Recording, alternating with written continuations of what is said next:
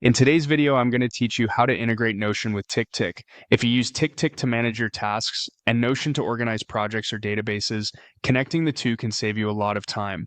Before we begin, make sure you're signed in to both services. This integration requires TickTick Premium for two-way sync, so I'll point out where that comes into play. First, open TickTick in your web browser.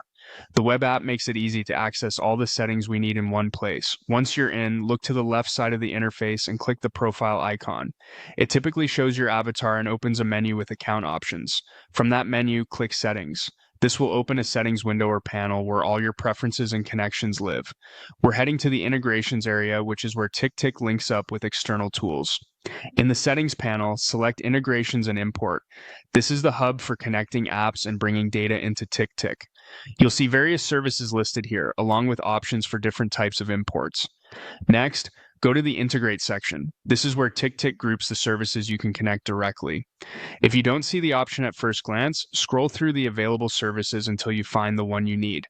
Click Notion. TickTick will guide you through connecting your Notion account. You'll be prompted to authorize access, choose the Notion workspace, and select the database you want to sync. Grant the necessary permissions so TickTick can read and write to that database. This is essential for changes to flow both ways. Now, here's the important part. Notion Sync requires TickTick Premium. If you're not on Premium, you'll see an option to upgrade. Once your plan is active, complete the Notion connection, confirm the database you want, and start the sync. From this point, edits you make in TickTick can sync to Notion, and updates in your Notion database can sync back to TickTick, giving you seamless two-way synchronization. For the cleanest experience, map your task fields to matching Notion properties, keep date and status fields consistent, and make sure you have the right permissions in Notion for the database you're connecting. If the Notion prompt doesn't appear during setup, refresh the page and try again.